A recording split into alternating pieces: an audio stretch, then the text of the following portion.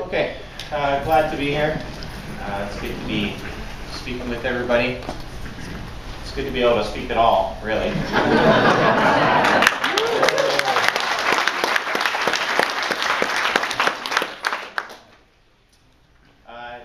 Just roughly, because I know I have done a couple of speaking engagements on the island over the last year. Just show of hands, how many people here have actually sort of heard my spiel before? Okay, so a mix. Some people have heard it, some people haven't.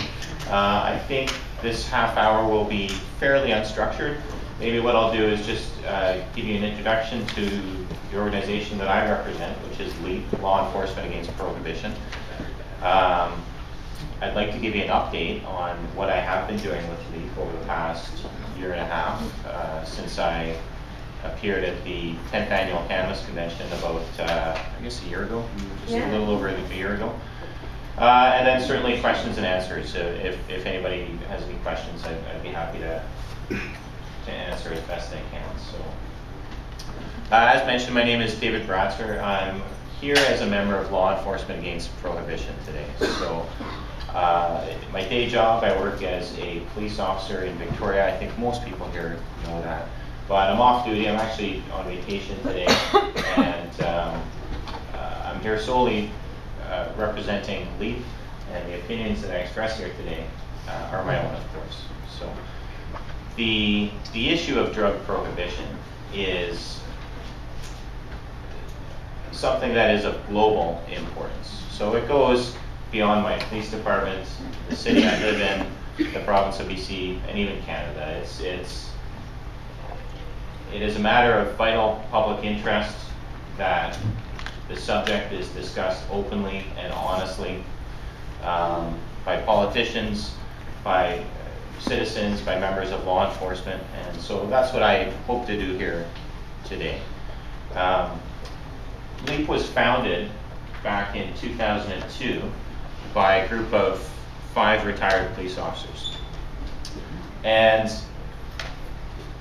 they got together basically because they were frustrated and disappointed and remorseful, because when they began their policing careers, they started with the good intentions of stamping out the problems of drug abuse in their communities.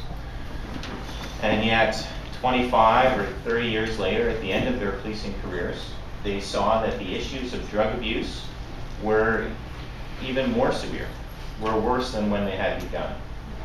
And it would be frustrating, I think, to put your entire life into trying to fix a problem or trying to do something. And yet at the end of your life's work, things are worse than when you started. So the goal of LEAP, fundamentally, is that we want to end drug prohibition. So not just for marijuana, but also for cocaine, heroin, mushrooms, LSD, all drugs. And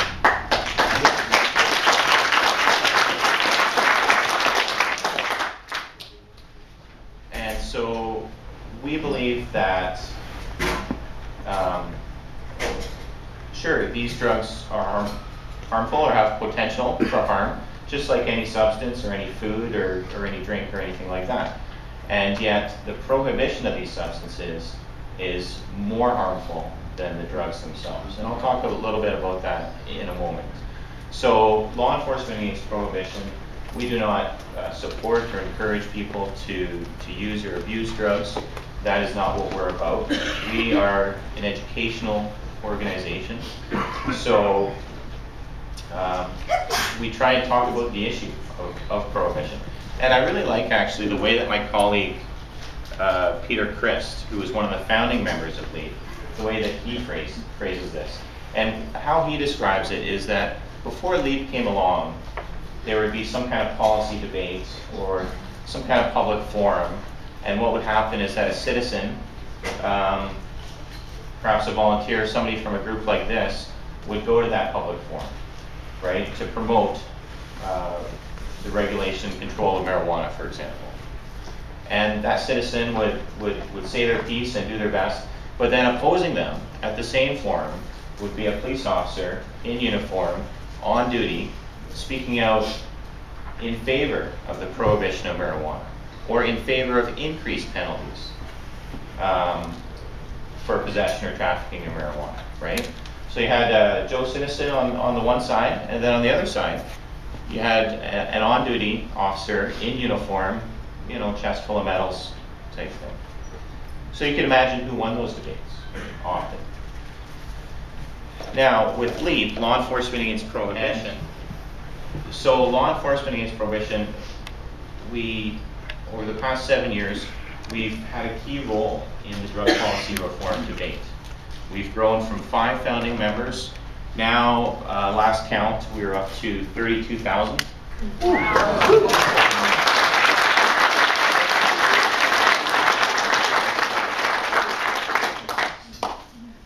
It's funny, and I think when I presented at the 10th Annual Cannabis Convention a year ago, I think we were somewhere around 12,000. So, wow.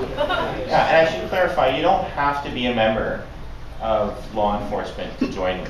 Okay, any member of the public can join us, and I would encourage you to do so.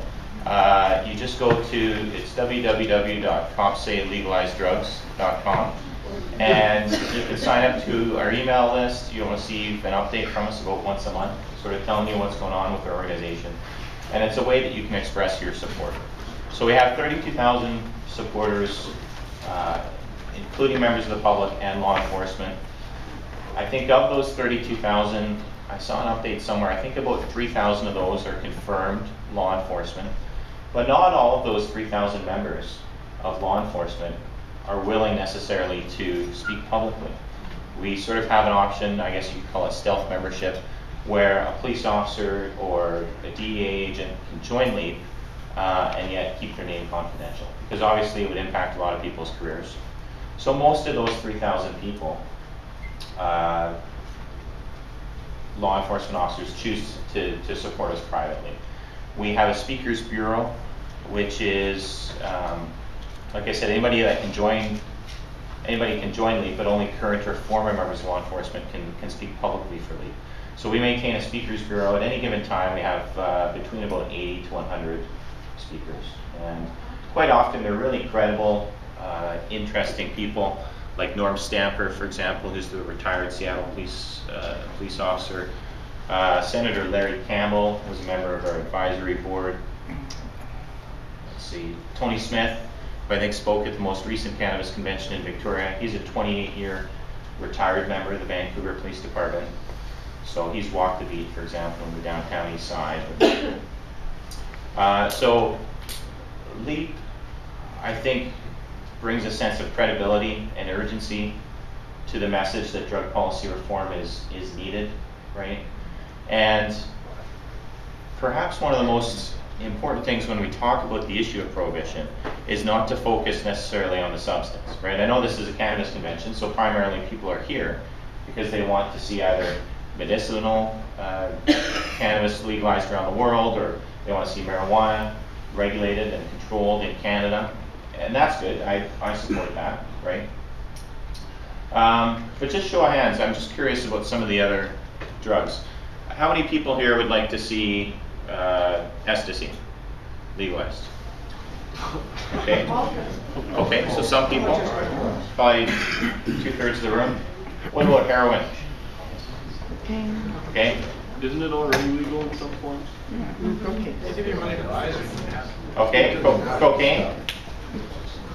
All right, crack cocaine? Crystal meth?